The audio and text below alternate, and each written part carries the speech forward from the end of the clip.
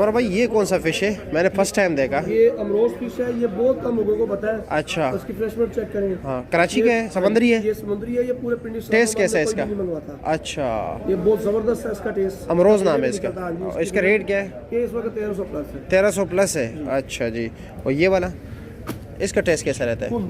कुंद, इसका टेस्ट कैसा है? ये कुंद है। अच्छा, बिल्कुल फ्रेश है। इसकी तो बहुत ज्यादा डिमांड हो गई है। हाँ, ये चेक करें। बिल्कुल। रेट क्या है इसका? ये फ्रेश की निशानी है। हाँ। ये भी 900 प्लस। 900 प्लस है। 900 रुपया। अच्छा जी। ये दरियाई है या समुद्री है? दरियाई है। दरियाई है। कौन से इलाके से आया है? ये मियाँवाली से भी मियाँवाली से आता है। हाँ। ये तरबेला का भी आता है। अच्छा, और इसका रेट क्या है? इसका रेट ये चेक करें। इसकी नहीं, बिल्कुल फ्रेश है, बिल्कुल। ठीक है। क्या रेट है?